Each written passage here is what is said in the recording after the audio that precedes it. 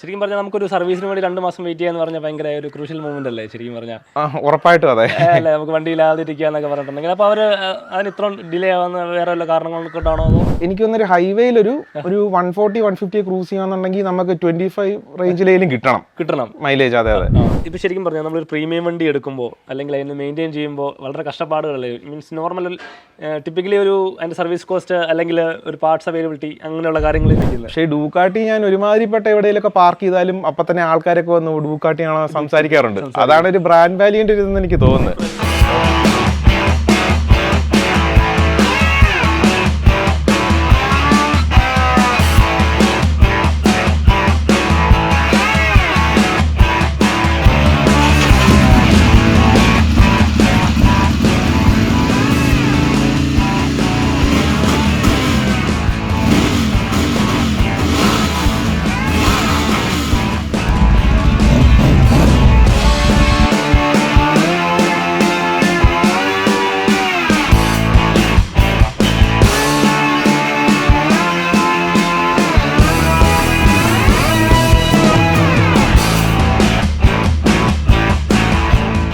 Friends, അപ്പോൾ നമ്മളിന്ന് കൊണ്ടുവന്നേക്കുന്നത് ഡ്യൂക്കാട്ടിയുടെ ഒരു മോൺസ്റ്ററാണ് കേട്ടോ. വേറൊന്നുമല്ല, നമ്മുടെ ഡ്യൂക്കാട്ടിയുടെ ഒരു പ്രീമിയം ബൈക്കുകൾ നമ്മൾ കുറേ ചെയ്യാറുണ്ട്. അതേപോലെ തന്നെ നമ്മുടെ പ്രീമിയം ബൈക്കുകൾ ഡ്യൂക്കാട്ടി 796 S2R ആണ്. ഇതിനെ മോൺസ്റ്റർ എന്നൊക്കെ പല പേരുകളിൽ അറിയപ്പെടുന്നല്ലേ ബ്രോ? അതെ. അപ്പം നമ്മുടെ വീഡിയോയുടെ ഗസ്റ്റ് എന്ന് പറഞ്ഞിട്ടുണ്ടെങ്കിൽ അനന്തകൃഷ്ണൻ അഥവാ അനന്തബ്രോയാണ്. അനന്തബ്രോയെ നമുക്ക് വീഡിയോയിലേക്ക് സ്വാഗതം ചെയ്യാം ബ്രോ. നമ്മുടെ വീഡിയോയിലേക്ക് സ്വാഗതം. Thank you. അപ്പോൾ നമ്മുടെ ഡ്യൂക്കാട്ടി, അപ്പോൾ ഇതിൻ്റെ വിശേഷങ്ങൾ നമുക്കൊന്ന് ഷെയർ ചെയ്താലോ? ഇതിന്റെ വിശേഷങ്ങളെന്ന് പറയാൻ നമ്മൾ എവിടെയാ സ്റ്റാർട്ട് ചെയ്യേണ്ടി? അതാണ് പ്രീമിയം ബൈക്ക്, അല്ലെങ്കിൽ ഇതിപ്പം 796 100cc 150cc എഞ്ചിൻ അല്ലേ? ശരിക്കും ഇന്ത്യയിൽ ഇങ്ങനെ കണ്ടുവന്നിട്ടില്ലല്ലോ. എനിക്ക് തോന്നുന്നു റെയർ പീസ് അല്ലേ ഇത്? അതെ, ഈ മോൺസ്റ്ററുകൾ അത്യാവശ്യം ഇന്ത്യയിൽ ഉണ്ട്. പക്ഷേ ഇത് S2R എന്ന് പറഞ്ഞൊരു സ്പെഷ്യൽ എഡിഷൻ ആണ്. ഇന്ത്യ വളരെ തന്നെ കുറവാണ്, വിരലിൽ ഉണ്ടാവുന്ന. അത് ഇതെങ്ങനെ ഈ സാധനത്തെ കയ്യിൽ ഒതുക്കി, അല്ലെങ്കിൽ സിംഗിൾ യൂസർ ആണോ അതോ സെക്കൻഡ് എടുത്താണോ? ഇത് ആക്ച്വലി എൻ്റെ ഒരു ഫ്രണ്ട് ഉണ്ട്, പുള്ളിക്കാരൻ ഇതുപോലെ ഇമ്പോർട്ട് ചെയ്യുന്നതാണ് വണ്ടികൾ. അതെ, അപ്പൊ അങ്ങനെ ഇതുപോലെ ഇച്ചിരി റെയർ ബൈക്കുകൾ വരുമ്പോഴത്തേന് എന്നെ അവൻ കോൺടാക്ട് ചെയ്യാറുണ്ട്. അങ്ങനെ ഇതുപോലെ ഒരു ഇച്ചിരി നല്ലൊരു ബൈക്ക് വന്നപ്പോഴത്തേക്കിന് കോൺടാക്ട് ചെയ്തു. ഞാൻ ഇപ്പൊ പോയി കണ്ടു, ഇഷ്ടപ്പെട്ടു, എടുത്തു. അങ്ങനെ ഒരു നിലവിൽ ഇന്ത്യൻ എടുത്തത്? അതെ, അവൻ പുള്ളിക്കാരൻ ഇമ്പോർട്ട് ചെയ്തിട്ട് അതിന്റെ പ്രോസസിങ് എല്ലാം ചെയ്യും. അപ്പൊ നമ്മള് ജസ്റ്റ് പോയി കണ്ട് ഇഷ്ടപ്പെടുക. ഇവിടെ സാധാരണ നമ്മളൊരു ബൈക്ക് എടുക്കുന്നല്ലോ തന്നെ RTO പരമായ എല്ലാ പരിപാടി രജിസ്ട്രേഷൻ എല്ലാം ചെയ്യും. ഇപ്പൊ നിലവിൽ ഇപ്പൊ നമുക്ക് രജിസ്ട്രേഷൻ വരുന്ന കേരള രജിസ്ട്രേഷൻ ആണോ, അതുപോലെ വേറെ നമ്മുടെ സംസ്ഥാനങ്ങൾ വരുന്നുണ്ടോ? ഞാൻ ആക്ച്വലി ഇതിപ്പം കേരള രജിസ്ട്രേഷൻ ആണ്. ഞാനിപ്പം നമ്പറിന് വേണ്ടി വെയിറ്റ് ചെയ്യുവാണ്. ഇമ്പോർട്ട് ആയതുകൊണ്ട് നമുക്ക് നമ്പർ ഇതുവരെ കിട്ടിയിട്ടില്ല.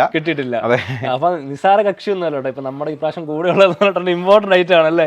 വിദേശിയാണ്, സ്വദേശിയല്ല, വിദേശിയാണ്, ഇൻബോൺ വിദേശിയാണ് അല്ലേ കംപ്ലീറ്റ്.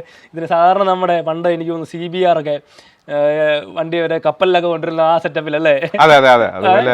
അതേപോലെ ആയിരിക്കണം സാധനം ഇറക്കിയിട്ടുണ്ട്. അപ്പൊ ഇതിപ്പം 800cc എഞ്ചിൻ, 803 ആണെന്നാണ് എന്റെ വിശ്വാസം. എനിക്ക് കറക്റ്റ് ആയിട്ട് അറിയത്തില്ല. 800 റേഞ്ച് ആണ്. ഭയങ്കര ഒരു സാധനമാണല്ലേ. ഞാൻ സ്റ്റാർട്ട് ആക്കിയപ്പോൾ തന്നെ സൗണ്ട് എന്ന് പറഞ്ഞിട്ടുണ്ടെങ്കിൽ ഒരു സൗണ്ടാണ്. അപ്പൊ ഇതെങ്ങനെ ഇതിനെ സ്വന്തമാക്കി, അല്ലെങ്കിൽ ഇതേത് മോഡൽ? ഇതിന്റെ ഡീറ്റെയിൽസ് ഒന്ന്. എന്റെ ഡീറ്റെയിൽസ് ഇപ്പം സ്പെക് വൈസ് നമ്മൾ പറയുകയാണെങ്കിൽ ഇത് ഡൂക്കാട്ടി മോൺസ്റ്റർ ഈ ഒരു റേഞ്ചിലുള്ള മോൺസ്റ്ററുമായിട്ട് ഓൾമോസ്റ്റ് സിമിലർ ആണ്. പിന്നെ ഇതിന്റെ പ്രത്യേകത എന്താന്ന് പറയുക, S2R എന്ന് പറയുമ്പോൾ അവരുടെ റേസ് എഡിഷൻ പോലെയാണ്. അപ്പം എല്ലാം കൂടെ കുറേയും കൂടെ ഷാർപ്പറാണ്, കുറച്ചും കൂടെ ഒരു ഫോക്കസ്ഡ് ആണ്. അതിപ്പോ ഒരു എക്സാമ്പിൾ പറയാനാണെങ്കിൽ ത്രോട്ടിൽ റെസ്പോൺസിന് ഇച്ചിരി ഒരു വ്യത്യാസം കാണും, ബ്രേക്കിങ്ങിന്റെ ABSന് കുറച്ച് വ്യത്യാസമുണ്ട്. പിന്നെ ഏറ്റവും നോട്ടബിൾ ആയിട്ടുള്ള ഇതിന്റെ റൈഡിംഗ് പൊസിഷൻ കുറേയും കൂടെ അഗ്രസീവ് ആണ് സാധാ മോൺസ്റ്ററിനെ കാട്ടിലും. പിന്നെ ഈ ഒരു പെയിന്റ് സ്കീം, ഈ വൈറ്റ് റെഡ് വിത്ത് ഈ സ്ട്രൈപ്പ് S2R മാത്രമേ വന്നിട്ടുള്ളൂ. ലിമിറ്റഡ് ആയിട്ടുള്ള സാധനങ്ങളാണ്. പിന്നെ ഞാനിത് എക്സ്ട്രാ ആയിട്ട് ചെയ്തിട്ടുണ്ടെന്ന് പറയുകയാണെങ്കിൽ ഇതിന്റെ സ്പാർക്ക് പ്ലഗ് മാറിയിട്ടുണ്ട്, പിന്നെ ഓയിൽ ഫിൽട്ടർ, എയർ ഫിൽട്ടർ, അങ്ങനെ കുറച്ച് മാറിയിട്ടുണ്ട്. പിന്നെ ഇതിന് ആഫ്റ്റർ മാർക്കറ്റ് എക്സോസ്റ്റ് ആയതുകൊണ്ട് ഒരു ചെറിയൊരു ട്യൂണും അപ്പ് മാപ്പ് കൂടെ ഉണ്ട്. അതാണ് ഞാനായിട്ട് കസ്റ്റമൈസ് ചെയ്തിട്ടുള്ളത്. ശരിക്കും പറഞ്ഞാൽ അധികം കസ്റ്റമൈസേഷന്റെ ആവശ്യം ഇല്ലല്ലേ? സത്യം പറഞ്ഞാൽ ഇല്ല. ആക്ച്വലി ഇത് ഇറങ്ങുമ്പോൾ തന്നെ ഒരു നല്ലൊരു പാക്കേജ് ആയിട്ടാണ് ഡ്യൂക്കാട്ടി നമുക്ക് തരുന്നത്. എല്ലാ സാധനവും ഉണ്ട്, നമ്മളിതിനെ മെയിൻറ്റെയിൻ ചെയ്തുകൊണ്ട് പോകാന്നുള്ളതേ ഉള്ളൂ. ഉറപ്പായിട്ടും ഇപ്പം സാധാ മോൺസ്റ്ററിനെക്കാളും കുറച്ചുകൂടെ അഗ്രസീവ് ആയിട്ട് എന്തെങ്കിലും വേണമെന്ന് ആഗ്രഹമുള്ളവർക്ക് എടുക്കാൻ പറ്റിയ വണ്ടിയാണിത്. എനിക്ക് തോന്നുന്നു ഇന്ത്യയിൽ ഒരു 4-5 വണ്ടികൾ അത്രേ ഉള്ളൂ ഈ സാധനം. ഇതിപ്പോ വേണ്ട ഓൾമോസ്റ്റ് 10 lakhs 12 lakhs ആ എമൗണ്ട് റേഞ്ച് വരുന്നത്, ആ റേഞ്ച് വരുന്നതാണ്. അതെ അതെ. ഇപ്പൊ ശരിക്കും പറഞ്ഞാൽ നമ്മളൊരു പ്രീമിയം വണ്ടി എടുക്കുമ്പോൾ അല്ലെങ്കിൽ അതിന് മെയിൻറ്റെയിൻ ചെയ്യുമ്പോൾ വളരെ കഷ്ടപ്പാടുകളല്ലേ. മീൻസ് നോർമൽ ടിപ്പിക്കലി ഒരു അതിന്റെ സർവീസ് കോസ്റ്റ് അല്ലെങ്കിൽ ഒരു പാർട്സ് അവൈലബിലിറ്റി അങ്ങനെയുള്ള കാര്യങ്ങളെ കുറിച്ച് ചിന്തിക്കുമ്പോൾ എങ്ങനെയുണ്ട് വണ്ടി? ഇപ്പം മെയിൻ്റെനൻസ് എന്ന് പറയുവാണെങ്കിൽ നമുക്ക് റെഗുലർ ആയിട്ടുള്ള സാധാ ഒരു മെയിൻ്റെനൻസ് ആണെന്നുണ്ടെങ്കിൽ വേറെ ആൻഡ് പാർട്സിൻ്റെ ആണെന്നുണ്ടെങ്കിൽ നമ്മൾ പ്രതീക്ഷിക്കുന്ന അത്രയും ഒരു എമൗണ്ട് ഇല്ലെന്നാണ് എൻ്റെ ഒരു അഭിപ്രായം. ഇപ്പോൾ ഒരു 10 to 15,000 കിലോമീറ്റേഴ്സിലാണ് ഇതിന് സർവീസ്. അപ്പോൾ ആ ഒരു സമയത്ത് ഒരു 15,000 റേഞ്ചിലെ പ്രൈസ് വരുന്നുണ്ട്. അപ്പോൾ ഒരു കിലോമീറ്ററിന് ₹1.50 ആ ഒരു റേഞ്ചിലാണ് എക്സ്പെൻസ് വരുന്നത്. പിന്നെ നമുക്ക് പ്രശ്നം വരുന്നതെന്ന് പറയുവാണെങ്കിൽ ഇതിന് യൂണീക്ക് ആയിട്ടുള്ള പാർട്സുകൾ പോവുകയാണെങ്കിൽ കുറച്ച് ടൈം എടുക്കും. കാരണം ഡൂക്കാട്ടി തന്നെ എനിക്ക് വന്ന 45 days ആണ് ടൈം പറയുന്നത് സാധനം വരാനുള്ളത്. അപ്പം അങ്ങനെ ഒരു ഇഷ്യൂ മാത്രമേ ഉള്ളൂ. കാരണം ഇപ്പം നമ്മൾ പ്രതീക്ഷിക്കാത്ത സാധനങ്ങൾക്കായിരിക്കും ഈ ഭയങ്കര പ്രൈസ് ഉള്ളത്. പക്ഷെ നമ്മൾ സൂക്ഷിക്കുന്ന ഒരാളാണ്, നമുക്ക് റെഗുലർ ആയിട്ട് നമ്മൾ യൂസ് ചെയ്യുന്നത് കുഴപ്പമൊന്നുമില്ല. കാരണം ഞാൻ ഇതെന്റെ ഡെയിലി ഡ്രൈവറാണ്. ഡെയിലി യൂസ് ചെയ്യുന്നുണ്ട്? അതെ, ഡെയിലി യൂസ് ചെയ്യുന്നുണ്ട്. ഇതിപ്പോ 2015 മോഡൽ 2015-16 മോഡൽ. ഇപ്പൊ 16 കിലോമീറ്റർ ആവാറായിട്ടുള്ളല്ലേ? ഇത് ആക്ച്വലി 10,000 ആയിട്ടുള്ളൂ. അതും ഇപ്പം കഴിഞ്ഞ 2 മാസം കൊണ്ടാണ് ഞാനൊരു ഓൾ ഇന്ത്യ പോയായിരുന്നു. രാജസ്ഥാനൊക്കെ പോയായിരുന്നു. അപ്പൊ അതിന്റെ ആണ് കിലോമീറ്റർ അത്ര ആയത്. എങ്ങനെ ഉണ്ടായിരുന്നു ഇത്തരം റൈഡ് അല്ലെങ്കിൽ ഇത്ര ലോങ് ഒക്കെ പോകുമ്പോൾ? ലോങ് പോകുമ്പോൾ ആക്ച്വലി എനിക്ക് ശരിക്കും സർപ്രൈസ് ആയപ്പോ എന്ന് പറഞ്ഞാൽ എനിക്ക് ഓൾമോസ്റ്റ് ഒരു 28-29 കിലോമീറ്റർ വരെ മൈലേജ് കിട്ടിയിട്ടുണ്ട് ഈ സാധനത്തിനോ. അതെ, അത് എനിക്ക് വന്നൊരു ഹൈവേയിൽ ഒരു 140-150 ക്രൂസ് ചെയ്യാന്നുണ്ടെങ്കിൽ നമുക്ക് 25 റേഞ്ചിലേലും കിട്ടണം മൈലേജ്. അതെ അതെ, നമ്മൾ ഇവന് കൈ കൊടുക്കുന്നതിനനുസരിച്ചാണോ ഇവന് മൈലേജ് വരുന്നത്? അതെ, കൈ കൊടുക്കുന്നതനുസരിച്ചാണ്. ഒരു കാറിന്റെ വേഗതയാണ് കേട്ടോ 140-150 എന്നൊക്കെ പറഞ്ഞിട്ട്. ഇത് ഇവന് നിസ്സാരമാണല്ലേ ലാഘം? അതെ അതെ, ടോപ്പ് സ്പീഡ് ഞാൻ അങ്ങനെ പുഷ് ചെയ്ത് നോക്കിയിട്ടില്ല. എന്നാൽ പോലും നമുക്കൊരു 150-160 ക്രൂസ് ചെയ്യുന്നത് വലിയ പ്രശ്നമില്ല. വിൻ ബ്ലാസ്റ്റിന്റെ ഒരു ഇഷ്യൂ മാത്രമേ ഉള്ളൂ. നല്ലൊരു ഹെൽമെറ്റും റൈഡിംഗ് ജാക്കറ്റും ഉണ്ടെങ്കിൽ നമുക്ക് ഈസി ആയിട്ട് മാനേജ് ചെയ്യാവുന്നതാണ്. പിന്നെ അതിന്റെ ബ്രേക്കിംഗ് എല്ലാം അതുപോലെ അഡ്വാൻസ്ഡ് ആണല്ലോ. അല്ലേ, കാലിപ്പർ ഡിസ്ക് ഒക്കെ നോക്കുവാണെന്നുണ്ടെങ്കിൽ തന്നെ അതെ അതെ ആ ഒരു ബ്ലാസ്റ്റിങ്ങിന് വേണ്ടിയിട്ടുള്ള അല്ലെങ്കിൽ ത്രോട്ടിൽ കൊടുക്കാനുള്ള ഇതിന് ക്യാപ്പബിലിറ്റി ഉണ്ടെന്ന് ഷോ ചെയ്യുന്ന തരത്തിലാണല്ലോ അല്ലേ? അതെ അതെ, ഉറപ്പായിട്ടും. എനിക്ക് ഇതിന്റെ ഒരു ചെറിയൊരു കംപ്ലൈന്റ് ഉള്ളതെന്ന് പറഞ്ഞാൽ ABS കുറച്ച് അഗ്രസീവാ. അതായത് നമ്മൾ പ്രത്യേകിച്ച് റെയർ ABS, അതായത് നമ്മൾ ഇച്ചിരി സ്പീഡിൽ പോകുമ്പോഴത്തേനും നമ്മളൊന്ന് ചെറുതായിട്ടൊന്ന് ബാക്ക് ബ്രേക്ക് വെക്കുവാണെങ്കിലും ബൈക്കിനും ABS അത്യാവശ്യം നല്ല ബൈറ്റുള്ള ബ്രേക്ക്. അതുകൊണ്ട് ABS ഇങ്ങനെ വരുമ്പോഴത്തേനും നമ്മൾ തന്നെ ഓർക്കും അതൊരു ജസ്റ്റ് ഒന്ന് യൂസ്ഡ് ആകാൻ ഒരു ഇത് മാത്രമേ ഉള്ളൂ. ബാക്കി ബ്രേക്കിംഗ് എല്ലാം ബ്രോ. ഇതെല്ലാം ഒന്നുകൂടെ വേറൊരു ഇതും കൂടെ ഉപയോഗിക്കുന്നത് പ്രീമിയം ബൈക്ക് യൂസ് ചെയ്യുന്നുണ്ട്? ഉണ്ട്. എനിക്കൊരു സ്പീഡ് ട്രിപ്പിൾ ഉണ്ട്, ട്രയംഫിന്റെ സ്പീഡ് ട്രിപ്പിൾ. അത് സർവീസിങ്ങിന് പോയേക്കുവാണ്. ഇനിയിപ്പം 2 മാസം കൂടെ എടുക്കും വരാനായിട്ട്. മേജർ സർവീസ് ആണ്. അപ്പം എത്ര നാളായി വണ്ടി ഉപയോഗിക്കാനുണ്ട്? അതിപ്പം എനിക്കൊന്ന് 1 വർഷത്തിന് മുകളിലായി ഉപയോഗിക്കാൻ തുടങ്ങിയിട്ടല്ലേ? അതെങ്ങനെയുണ്ട് അപ്പം അതും ഇതും കൂടെ ഒരു കമ്പയർ ചെയ്യുവാണെങ്കിൽ? അത് കമ്പയർ ചെയ്യാൻ എനിക്ക് സത്യം പറഞ്ഞാൽ ഓക്കെ, ഇപ്പം നമ്മൾ ഈ എളുപ്പത്തിൽ പറയാനാണെന്നുണ്ടെങ്കിൽ മെയിൻ്റെനൻസ് കോസ്റ്റ് രണ്ടിന്റെ ഏകദേശം സെയിം ആണ്. ഈ പാർട്സിന്റെ കാര്യവും ഞാൻ പറഞ്ഞ പോലെ തന്നെ അതിന്റെ ഈ നമുക്ക് സ്ഥിരം മാറുന്ന പാർട്ടാണ്, വേറെ വരുന്ന പാർട്സ് ആണെങ്കിൽ വലിയ പ്രശ്നം വരുന്നില്ല. പക്ഷേ അതിന്റെ ചില പാർട്സ് ഇപ്പൊ ഇമ്പോർട്ട് ചെയ്ത് വരേണ്ടതാണ് അല്ലെങ്കിൽ ഇവിടെ ഇല്ലാത്ത പാർട്സ് ആണെന്നുണ്ടെങ്കിലാണ് അവർ സമയം എടുക്കുന്നത്. അതിന്റെ സർവീസ് കോസ്റ്റും ഇതുമായിട്ട് സിമിലർ ആണ്. പക്ഷേ വണ്ടി ശരിക്കും പറഞ്ഞാൽ 2 കാറ്റഗറി ആണ്. ശരിക്കും പറഞ്ഞാൽ നമുക്കൊരു സർവീസിന് വേണ്ടി 2 മാസം വെയിറ്റ് ചെയ്യാന്ന് പറഞ്ഞാൽ ഭയങ്കര ഒരു ക്രൂഷ്യൽ മൂവ്മെന്റ് അല്ലേ ശരിക്കും പറഞ്ഞാൽ? ഉറപ്പായിട്ടും അതെ. നമുക്ക് വണ്ടി ഇല്ലാതിരിക്കുക എന്നൊക്കെ പറഞ്ഞിട്ടുണ്ടെങ്കിൽ അപ്പൊ അവര് അതിന് ഇത്ര ഡിലേ ആവുന്ന വേറെ വല്ല കാരണങ്ങൾ കൊണ്ടാണോ അതോ? ഇപ്പം ഞാൻ കൊച്ചി ട്രയംഫിൽ കൊടുത്തപ്പം അവര് മെയിൻ ആയിട്ട് പറയുന്ന 2 കാര്യമാണ്. ഒന്ന്, ഈ സിംഗിൾ സൈഡ് സ്വിംഗ് ആയതുകൊണ്ട് അവർക്ക് അതിന് പറ്റിയ പാഡോക്ക് വളരെ കുറവാണ്.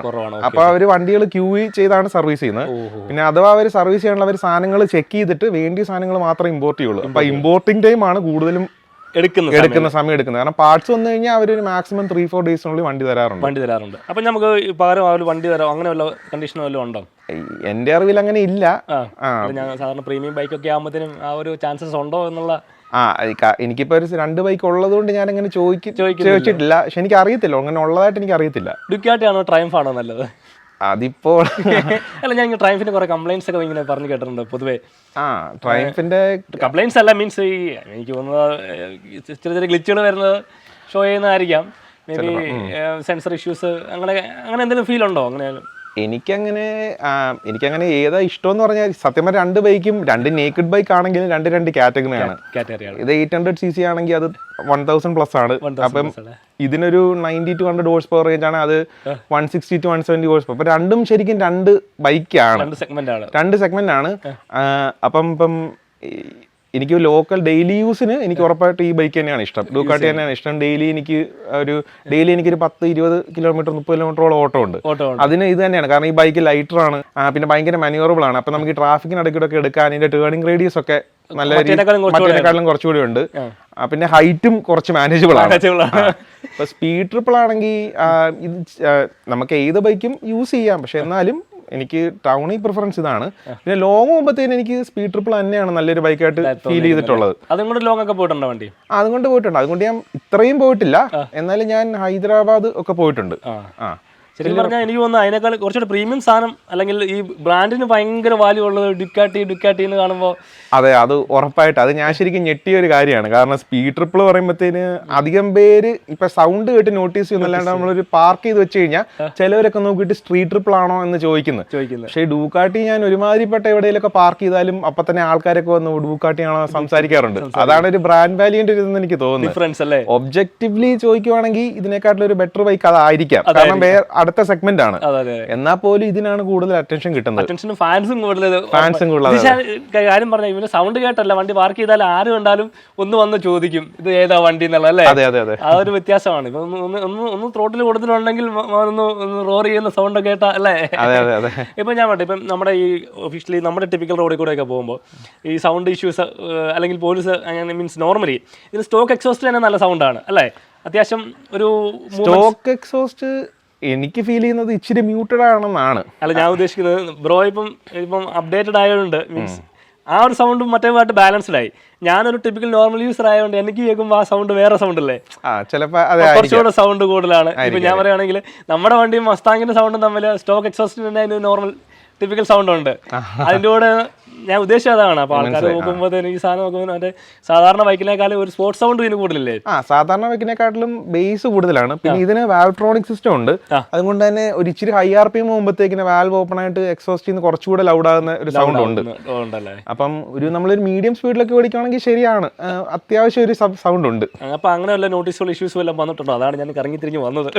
മനസ്സിലായി. അപ്പൊ ഞാൻ സാധാരണ പോകുമ്പോഴത്തേന് DB കില്ലർ വെച്ചാണ് ഞാൻ ഓടിക്കാറ്. അപ്പൊ ഈ DB കില്ലർ ഉള്ളതുകൊണ്ട് തന്നെ സൗണ്ട് അത്യാവശ്യം നല്ല രീതിയിൽ കുറയും. സ്റ്റോക്ക് എക്സോസ്റ്റിനെക്കാട്ടിലും ഒരു കുറച്ചുകൂടെ കൂടുതൽ എന്നേ പറയാനുള്ളൂ. അപ്പൊ പിന്നെ വലിയ എനിക്ക് അങ്ങനെ ഇതൊരു ഇഷ്യൂസ് വന്നിട്ടില്ല, ആർക്കും ശല്യം ഇല്ലാത്തതുകൊണ്ട്. അപ്പൊ ഇതിന്റെ മീൻസ് അതിനാണോ സൗണ്ട് കൊണ്ട് പെട്ടെന്ന് നോട്ടീസ് ഇപ്പം രണ്ടിന്റെ സൗണ്ട് പറയുവാണെങ്കിൽ ഇത് L-twin ആണ്, 2 സിലിണ്ടർ ആണ്.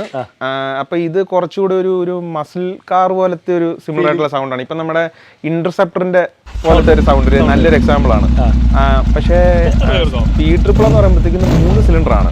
അപ്പം ഈ 3 സിലിണ്ടർ ബൈക്കുകൾ വളരെ കുറവാണ് ഉള്ളത്. അപ്പൊ അതൊരു 2 സിലിണ്ടർ അല്ലെ 4 സിലിണ്ടർ ആണ് കൂടുതലുള്ളത്. അപ്പൊ ഈ ട്രയംഫിന്റെ സൗണ്ട് എന്ന് പറയുമ്പോഴത്തേന് കുറെ കൂടെ ലൗഡും ആണ്, ഹൈ പിച്ചും ആണ്. അപ്പൊ നല്ല അറ്റൻഷൻ കിട്ടും. മിനിമം കൊണ്ടാടുന്ന പോലും ഒരു ചെറിയ RPM പോലും നല്ല അറ്റൻഷൻ കിട്ടും. അതെ, ചെറിയ RPM പോലും അതിന് നല്ല സൗണ്ട് ആണ്. അതിന്റെ എക്സോസ്റ്റ് ആക്ച്വലി അതിന്റെ സ്റ്റോക്ക് എക്സോസ്റ്റ് പോലും മ്യൂട്ടഡ് അല്ല. അത് നല്ല അത്യാവശ്യം ലൗഡാ സ്റ്റോക്ക് എക്സോസ്റ്റ് തന്നെ. ലൗഡ് ആയിട്ടാണ്. അതെ. പിന്നെ ഇത്ര നമ്മൾ ഈ വണ്ടിയൊക്കെ പിന്നെ സൗണ്ട് ഇല്ലെങ്കിൽ പിന്നെ എന്താണ് അതിനൊരു ഗുമ്മുള്ളത്, അല്ലേ? പിന്നെ നമ്മളിത് പ്രീമിയം വണ്ടികൾ അല്ലെങ്കിൽ പ്രീമിയം ബൈക്കുകൾ മെയിൻറ്റെയിൻ ചെയ്യുമ്പോൾ ശ്രദ്ധിക്കേണ്ട കാര്യങ്ങൾ, അല്ലെങ്കിൽ ഓട്ടോമാറ്റിക് ഇത്ര നാളത്തെ ഒരു എക്സ്പീരിയൻസ് നോക്കുവാണെങ്കിൽ, അല്ലെങ്കിൽ സർവീസ് നമ്മൾ പറഞ്ഞ ഓൾമോസ്റ്റ് ഈ റേറ്റ് ആവും. എങ്ങനെ ഒരു സിമ്പിളായിട്ട് മെയിൻറ്റെയിൻ ചെയ്യാം, അല്ലെങ്കിൽ ഒരു ഏതരം യൂസേഴ്സിന് ടിപ്പിക്കലി? എൻ്റെ അഭിപ്രായത്തിൽ ഒരു ബൈക്ക് ഓടിച്ച് കുറച്ച് നാൾ യൂസ് ചെയ്ത് പരിചയമുള്ള ഒരാൾക്കേ ഞാൻ ഇങ്ങനെ ഒരു ബൈക്ക് റെക്കമെൻഡ് ചെയ്യുള്ളൂ. കാരണം ഇപ്പം മെയിൻ്റെനൻസിലുപരി ഇതിൻ്റെ വണ്ടിയുടെ ഇപ്പോൾ ത്രോട്ടിൽ റെസ്പോൺസ് ആണെങ്കിൽ നമ്മൾ പ്രതീക്ഷിക്കുന്നതിനപ്പുറം ആയിരിക്കും. കാരണം നമ്മൾ വണ്ടി കയറി ഇരുന്ന് കഴിഞ്ഞാൽ ഒരു ചെറിയ വണ്ടി പോലെ നമുക്ക് തോന്നും, അല്ലെങ്കിൽ ആ ഒരു സാധാ ബൈക്ക് എന്നുള്ള രീതിയിൽ തോന്നും. പക്ഷെ നമ്മൾ ഈ ഇച്ചിരി ത്രോട്ടിൽ കൊടുത്തു കഴിയുമ്പോഴത്തേക്കിന് ആ ടോർക്ക് വണ്ടി കുതിക്കുമ്പോൾ ആ ഒരു ടോർക്ക്. അപ്പം ഇത് എവിടെയാണ് പ്രശ്നം വരുന്നവരാണെങ്കിൽ നമ്മളിപ്പോൾ ഈ സാധാ ഒരു ബൈക്ക് നമ്മൾ ഡൗൺ ഷിഫ്റ്റ് ചെയ്യുമ്പോൾ ഒരു മിസ്റ്റേക്ക് ഉണ്ടായാലോ അല്ലെങ്കിൽ ത്രോട്ടിൽ കൂടുതൽ കൊടുക്കുവാണെങ്കിലോ നമ്മളത് വലുതായിട്ട് എഫക്ട് ചെയ്യത്തില്ല. പക്ഷെ ഇതൊരു കോർണറിൽ നമ്മൾ ആ ഒരു മിസ്റ്റേക്ക് ഉണ്ടാക്കുവാണെങ്കിൽ ചിലപ്പോൾ ഇച്ചിരി വലിയ ഇമ്പാക്ട് ആയിരിക്കും. പറഞ്ഞാൽ ഒരു ലൈറ്റ് മൈൻഡിലോട്ട് വന്നതിന് ശേഷം, അല്ലേ? അല്ല, ഞാൻ പറയുവാണെങ്കിൽ 18സിലൊക്കെ ഇത് എടുക്കുവാണെങ്കിൽ 18s എന്നല്ല, ഇപ്പം നമ്മൾ അത്യാവശ്യം ഒരു മെച്യൂർ റൈഡർ ആണ് ഞാൻ ഉദ്ദേശിച്ചത്. കാരണം ഇപ്പം പ്രായത്തിലല്ല മെച്യൂരിറ്റി ഒരാളെയാണ്. പക്ഷെ എന്നാൽ പോലും ഇപ്പം നമ്മൾ ഭയങ്കര പേഷ്യന്റ് ആയിരിക്കണം വണ്ടിക്ക്. ഈ വണ്ടിക്ക് ഇച്ചിരി സ്പീഡിൽ ഓടിക്കാനാണെങ്കിൽ തന്നെ നമ്മൾ കുറച്ച് പേഷ്യന്റ് ആയിരിക്കണം. അപ്പൊ അങ്ങനെ ഒരു മൈൻഡ് സെറ്റ് ഉള്ള ഒരാൾക്ക് അതും കുറച്ചൊരു എക്സ്പീരിയൻസ് വേണം. ഇപ്പൊ കുറച്ചൊരു എനിക്കൊന്നൊരു 50+ ഹോഴ്സ് പവർ ബൈക്ക് ഓടിച്ച് ഇച്ചിരി എക്സ്പീരിയൻസ് ഉള്ള ഒരാൾക്കായിരിക്കും ഇത് നല്ലത്. ശരിക്കും ചാടി കെട്ടി ഡാറ്റ എടുത്ത് കഴിഞ്ഞിട്ടുണ്ടെങ്കിൽ ഭയങ്കര ഇഷ്യൂസ് അല്ല, മീൻസ് കൺട്രോളബിൾ അല്ലാത്തൊരു പ്രോബ്ലംസ് മെയിൻറ്റെയിൻ ചെയ്യാനൊരു അല്ലേ? അതെ അതെ ഉറപ്പായിട്ടും. ശരിക്കും പറഞ്ഞാൽ ഞാൻ പറഞ്ഞു നമ്മുടെ RPM കട്ടൊക്കെ ഇതിനകത്തോട്ട് നോക്കാൻ പോലുള്ള സാഹചര്യം ഉണ്ടാകത്തില്ലല്ലോ.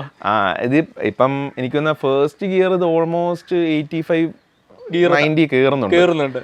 അതും നമ്മൾ ഇച്ചിരി നല്ല സ്പീഡിലാണ് കയറുന്നത്. അപ്പം നമുക്ക് റിയാക്ട് ചെയ്യാനുള്ള ഒരു ഫുൾ ത്രോട്ടിൽ ചെയ്ത് നമുക്ക് റിയാക്ട് ചെയ്യാനുള്ള ഇച്ചിരി ഇതാണ് പെട്ടെന്ന് വണ്ടി കിക്ക് ചെയ്ത് എടുത്തോണ്ട് പോവാണ്. അതെ.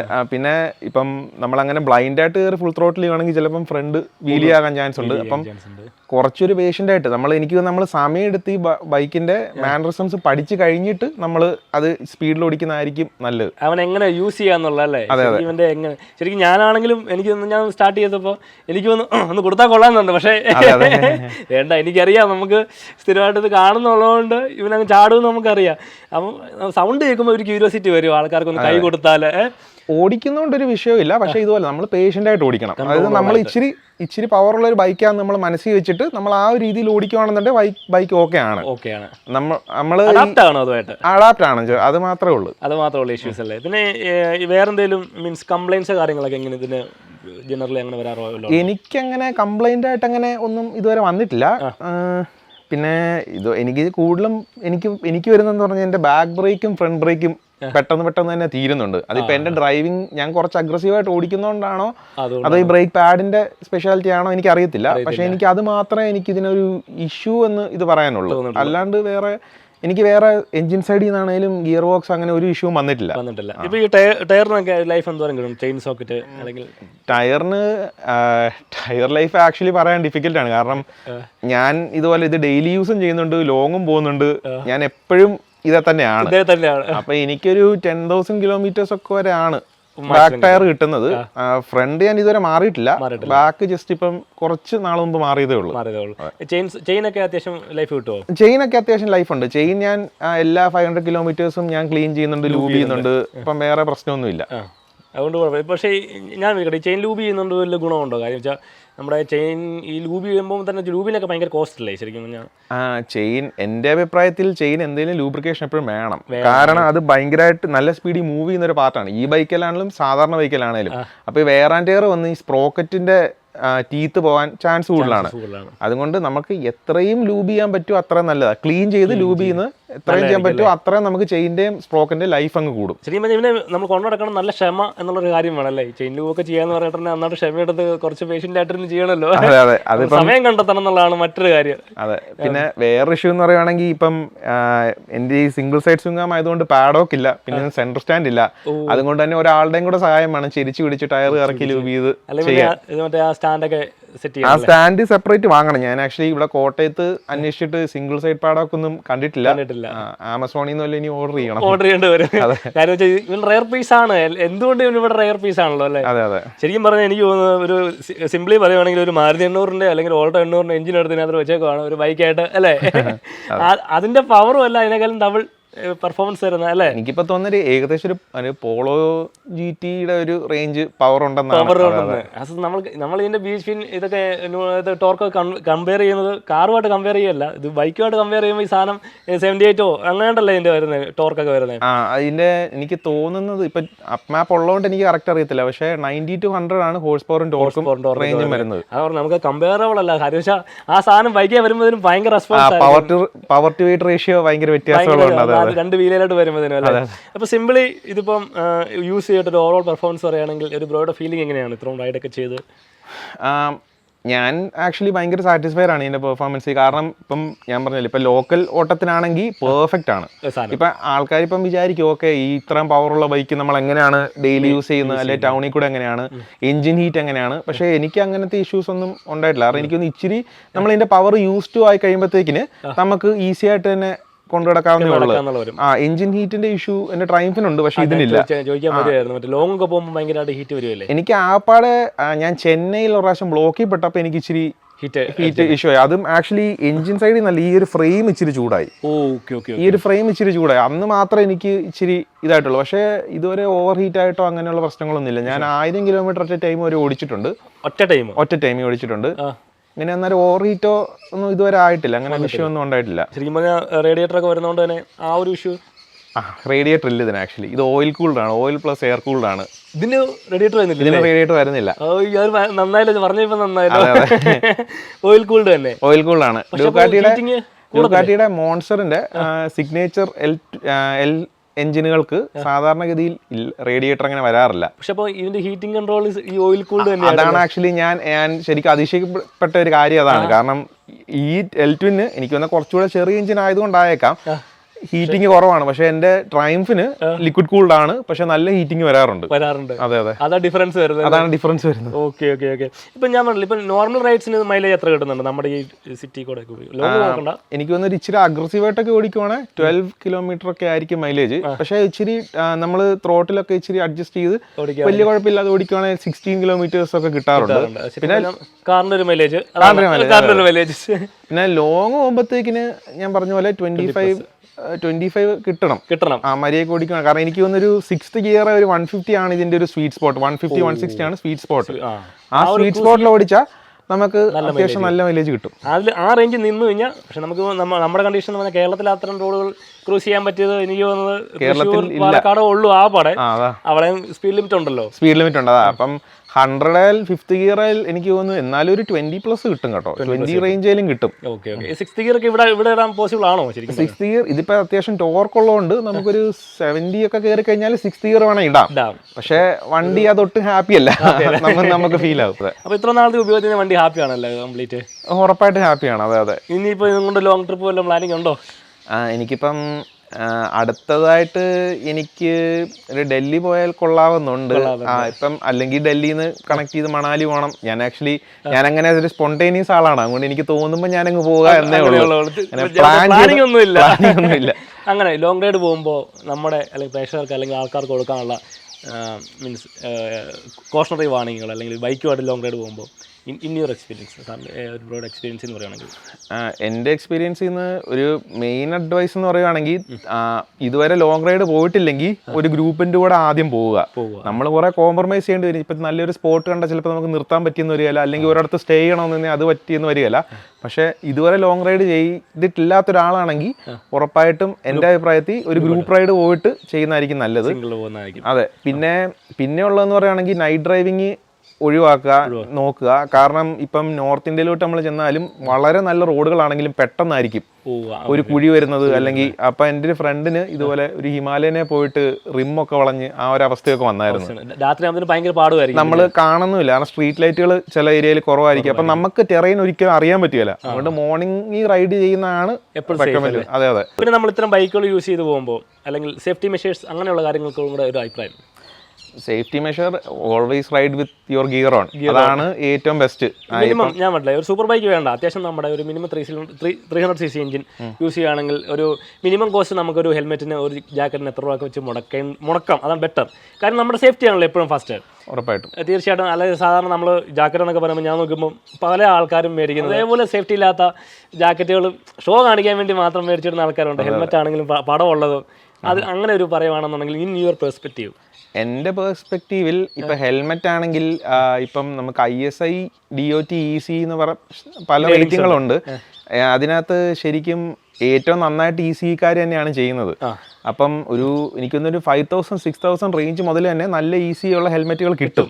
അപ്പം എനിക്കൊന്ന് ഈ പാറ്റേൺ ഡിസൈൻ നോക്കാതെ നമ്മൾ അങ്ങനത്തെ സേഫ്റ്റി ഫീച്ചേഴ്സ് കൂടുതലുള്ള ഹെൽമെറ്റ്. പിന്നെ ഞാൻ കണ്ടിട്ടുള്ളതെന്ന് പറഞ്ഞാൽ കൂടുതൽ ആൾക്കാരും ഹെൽമെറ്റ് എടുക്കുമ്പോഴത്തേക്കിന് കുറച്ച് ലൂസായിട്ടുള്ളതാണ് എടുക്കുന്നത്. കാരണം എപ്പോഴും എടുത്ത് ഊരണം എന്നുള്ളൊരു മൈൻഡ് സെറ്റിൽ ലൂസായിട്ട്. അപ്പം എൻ്റെ അഭിപ്രായത്തിൽ അങ്ങനെ ചെയ്യാതെ കുറച്ച് ഫിറ്റ് ആയിട്ടിരിക്കുന്നത് നമുക്കൊരു എല്ലാ ഹെൽമെറ്റും ട്രൈ ചെയ്ത് നോക്കിയിട്ട് നമുക്ക് ഇച്ചിരി ഒരു ടൈറ്റ് ആയിട്ടിരിക്കുന്ന ഒരു ഹെൽമെറ്റ് തന്നെ എടുക്കണമെന്നാണ് എൻ്റെ അഭിപ്രായം. നോർമലി ഒരു ഹെൽമെറ്റ് കുറച്ച് കഴിയുമ്പോൾ ലൂസാകാൻ തുടങ്ങും. അതെ. കാരണം ഇപ്പൊ ലൂസ് ഹെൽമെറ്റ് വെക്കുന്നത് ആക്ച്വലി ഡേഞ്ചറസ് ആണ്. നല്ലൊരു ഹിറ്റിംഗ് ഉണ്ടായിട്ടുണ്ടെങ്കിൽ ഹെൽമെറ്റ് ആയിരിക്കും ആദ്യം തെറിച്ചു പോകുന്നത്. ഹെൽമെറ്റ് തെറിച്ചു പോകുന്നത് മാത്രമല്ല, ഇപ്പം ഇമ്പാക്ട് വരുമ്പോഴത്തേക്കും അത് ട്വിസ്റ്റ് ചെയ്യാം, അങ്ങനത്തെ പ്രശ്നങ്ങളുണ്ട്. അപ്പൊ EC എന്ന് പറയുന്നത് ഒരു ആക്ച്വലി EC മാത്രമേ ഉള്ളൂ മറ്റേ ടോർഷൻ ട്വിസ്റ്റിങ്ങും എല്ലാം നോക്കുന്നത്. അപ്പൊ ECയിൽ എൻ്റെ അഭിപ്രായത്തിൽ ഒരു ഈസി ഉള്ള ഒരു ഹെൽമെറ്റിൽ ഇൻവെസ്റ്റ് ചെയ്യുവാണെങ്കിൽ അത് വളരെ നല്ലതായിരിക്കും. ജാക്കറ്റുകളെ കുറിച്ച് നോക്കുവാണെങ്കിൽ ജാക്കറ്റ് കുറിച്ച് നോക്കുവാണെന്നുണ്ടെങ്കിൽ നമ്മുടെ ജാക്കറ്റിനെക്കാട്ടിലും കൂടുതൽ ഗ്ലവ്സ് ഞാൻ റെക്കമെൻഡ് ചെയ്യും. കാരണം ഒരു സ്ലോ സ്പീഡ് ഫോൾ ആണെങ്കിൽ പോലും നമ്മൾ ആദ്യം കൈയാണ് കുത്തുന്നത്. അപ്പം ഇവിടെ സൈഡിൽ മറ്റേ സ്ലൈഡർ ഉള്ളത് എടുക്കുവാണെന്നുണ്ടെങ്കിൽ നല്ലതായിരിക്കും. പിന്നെ ജാക്കറ്റിലേക്ക് പോവുകയാണെന്നുണ്ടെങ്കിൽ ഇച്ചിരി ബ്രീതബിൾ ആയിട്ടുള്ളൊരു ജാക്കറ്റ് എടുക്കുവാണെങ്കിൽ നമുക്ക് ലോങ് റൈഡ് പോകുമ്പോഴും കംഫർട്ടബിൾ ആയിരിക്കും. പിന്നെ പ്രൊട്ടക്ഷൻ എത്ര നല്ലത് എടുക്കാവോ അത്രയും നല്ലതെന്ന് ഞാൻ പറയുള്ളൂ. അതോ ബഡ്ജറ്റ് അല്ല, ഇപ്പൊ നമ്മൾ ഈ ബ്രാൻഡുകൾ ഇപ്പൊ ചിലവർക്കെന്ന് പറഞ്ഞ് ഇന്ന ബ്രാൻഡിൽ നിന്ന് ഞാൻ എടുക്കൂ ആ ഒരു മൈൻഡ് സെറ്റ് ആണ്. എൻ്റെ അഭിപ്രായത്തിൽ ഈ ജാക്കറ്റ് ആണെങ്കിൽ നമ്മൾ ഇട്ട് നോക്കിയിട്ട് അതിന്റെ ഫീച്ചേഴ്സ് നോക്കിയാൽ വളരെ ഒരേ പ്രൈസ് റേഞ്ചിന് തന്നെ പല കമ്പനികളും വളരെ വ്യത്യസ്തമായ. പിന്നെ ഇപ്പോഴാണെങ്കിൽ ഇപ്പം അഡ്വഞ്ചർ ജാക്കറ്റുകൾ, സ്പോർട്സ് ജാക്കറ്റുകൾ, സ്ട്രീറ്റ് ജാക്കറ്റുകൾ, അങ്ങനെ പല കാറ്റഗറീസും ഒക്കെ ഉണ്ട്. അപ്പോൾ നമ്മൾ തന്നെ റീസേർച്ച് ചെയ്ത് കണ്ടെത്തേണ്ട ഒരു കാര്യമാണ്. കാരണം ഇതൊരു ജാക്കറ്റിന് നല്ല ഇൻവെസ്റ്റ്മെന്റ് ചെയ്താലും നമ്മളെ ഒരു വർഷങ്ങൾ പ്രൊട്ടക്ട് ചെയ്യുന്ന ഒരു സാധനമാണ്. അതെ അതെ. എന്നാണ് നമ്മൾ ഇത്തരം ബൈക്കുകൾ റൈഡ് ചെയ്യുമ്പോൾ അതൊരു മസ്റ്റ് ആയിട്ടുള്ള ഗാഡ്ജറ്റ് തന്നെയാണല്ലോ. അതെ അതെ. അപ്പം ഷൂവിന് അത്ര ഇമ്പോർട്ടൻസ് ഉണ്ടോ? ഷൂ ആക്ച്വലി വളരെ ഇമ്പോർട്ടന്റ് ആണ്. കാരണം ഇപ്പം നമ്മൾ മറിയുമ്പോഴത്തേക്കിന് ഏറ്റവും കൂടുതൽ പ്രശ്നം വരുന്നത് നമ്മുടെ ഈ കാലിന്റെ സൈഡിലാണ്. അപ്പം ഒരു മിക്കവരും ചെയ്യുന്നതെന്ന് പറയാൻ എനിക്ക് തോന്നുന്നു ജീൻസും ബാസ്കറ്റ്ബോൾ ഷൂ പോലത്തെ ഒരു അല്ലെങ്കിൽ സ്നിക്കർ പോലത്തെ ഒരു ഫുൾ ഷൂ അങ്ങ് ഇടുവാണ്. ഓക്കെ, ഒരു ചെറിയൊരു പ്രൊട്ടക്ഷൻ തരുമെങ്കിലും എൻ്റെ അഭിപ്രായത്തിൽ ഒരു അത്യാവശ്യം നല്ലൊരു റൈഡിംഗ് ബൂട്ട് തന്നെ ഇൻവെസ്റ്റ് ചെയ്യുന്നത് നല്ലതായിരിക്കും. അതെ, കാരണം ഇപ്പം പല ഡിസൈനിലുള്ളതുണ്ട്. സ്പോർട്സ് ഷൂ പോലെ ഇരിക്കുന്ന റൈഡിംഗ് ബൂട്ടുകളുണ്ട്, ട്രക്കിംഗ് ബൂട്ട് പോലെ ഇരിക്കുന്നുണ്ട്. അപ്പം നമുക്ക് ഏത് വേണമെങ്കിലും എടുക്കാം. അതും പ്രൈസിന്റെ ഞാൻ നോക്കുവാണെന്നുണ്ടെങ്കിൽ ഇപ്പൊ ഒരു ബ്രാൻഡഡ് ഷൂ മേടിക്കുന്നതിന്റെ ആ ഒരു റേഞ്ച് പ്രൈസിൽ തന്നെ അത്യാവശ്യം കുഴപ്പമില്ലാത്ത ബ്രാൻഡുകളുടെ റൈഡിംഗ് ബൂട്ട് കിട്ടും. അപ്പൊ നമ്മളവിടെ കോംപ്രമൈസ് ചെയ്യേണ്ട കാര്യമില്ല. ശരിക്കും പറഞ്ഞാൽ വണ്ടി മേടിക്കുന്നതോടൊപ്പം തന്നെ ഹെൽമെറ്റിനും ഇത്ര സേഫ്റ്റി ഗിയേഴ്സിനും കൂടെ ഇമ്പോർട്ടൻസ് കൊടുക്കണം അല്ലേ? ഉറപ്പായിട്ടും. അതുകൊണ്ട് ആ ഒരു മെസ്സേജും കൂടെ വരാൻ വേണ്ടിയിട്ട് മാത്രമാണ് കേട്ടോ ഞാൻ ഈ ക്വസ്റ്റ്യൻ. കാരണം വെച്ചാൽ ഒരു യൂസ്ഡ് ആയിട്ടുള്ള ആളെ സംബന്ധിച്ചോളം അവർക്ക് ഇതിനെക്കുറിച്ച് കുറച്ചുകൂടെ അവയർനെസ് ഉണ്ടായിരിക്കും. നമ്മുടെ ഇപ്പോൾ സൊസൈറ്റിയിൽ കണ്ടുവരുന്ന പ്രതിഭാസമാണ് എത്രയും പേര് ഹെൽമെറ്റ് ഊരി വെച്ച് പോകാന്നുണ്ടെങ്കിൽ ആ ഒരു ടെൻഡൻസിയാണ് ശരിക്കും പറഞ്ഞാൽ. എനിക്കിപ്പം ഞാൻ ഹെൽമെറ്റുമായിട്ട് ഇപ്പോൾ യൂസ്ഡായി. എനിക്കിപ്പോൾ ഞാൻ ഇന്നലെ ഒരു വണ്ടി എൻ്റെ ഹെൽമെറ്റ് ഇല്ലാതെ വണ്ടി എടുത്തിട്ട് എനിക്ക് വിൻ ബ്ലാസ്റ്റ് വന്നിട്ട് വരുമ്പോൾ ഭയങ്കര ഇറിറ്റേഷൻ ആയിട്ട് തോന്നാൻ തുടങ്ങി. ശരി, ഹെൽമെറ്റ് യൂസ്ഡ് ആയി കഴിഞ്ഞാൽ പിന്നെ ഹെൽമെറ്റ് ഇല്ലാതെ നമുക്ക് ബൈക്ക് എടുക്കാൻ തോന്നുന്നില്ല. ശരി, യൂസ് വിത്ത് യുവർ ഗേഴ്സ് അത്ര ഉള്ളല്ലേ. അപ്പോൾ വണ്ടി കംപ്ലീറ്റ്ലി സാറ്റിസ്ഫൈഡ് ആണ് കേട്ടോ. നമ്മുടെ ഇതിന്റെ വിശേഷങ്ങളൊക്കെ എന്താ പറയുക അത്യാവശ്യം ഡീറ്റെയിൽ ആയിട്ട് പറഞ്ഞു. നമ്മുടെ ട്രയംഫിന്റെ ഒരു വീഡിയോ കൂടെ നമുക്ക് ഇനി എടുക്കണ്ടേ? സർവീസ് കഴിഞ്ഞ് വരുമ്പോൾ നമുക്ക് അതിന്റെ കൂടെ ഒരു വീഡിയോ ആയിട്ട് മുന്നോട്ട് കാണാല്ലേ? അതെ. അപ്പോൾ എന്നാലും ഒരു പ്രീമിയം ബൈക്കുകളുടെ ഫീച്ചേഴ്സ് അല്ലെങ്കിൽ യൂസ് ചെയ്യേണ്ട മെത്തേഡ്സ് അങ്ങനെയുള്ള കുറേ കാര്യങ്ങൾ നമ്മളിവിടെ കണ്ടു. പിന്നെയുള്ള ഇത്തരം വിശേഷങ്ങൾ അല്ലെങ്കിൽ ഇത്തരം കാര്യങ്ങൾ നമുക്ക് വേണ്ടി ഷെയർ ചെയ്താൽ ആനന്ദ് ബ്രോയ്ക്ക് ഒരു സ്പെഷ്യൽ താങ്ക്സ് ഇവിടെ പറഞ്ഞു നമ്മുടെ വീഡിയോയുടെ വൈൻഡപ്പ് ചെയ്യാം ബ്രോ. Thank you. അപ്പോൾ നമ്മുടെ അടുത്ത വീഡിയോയ്ക്ക് വേണ്ടി നമ്മൾ വെയിറ്റിംഗ് ആണ്. അപ്പോൾ എല്ലാവർക്കും ദിസ് ഇസ് ജിഷ്വാർ.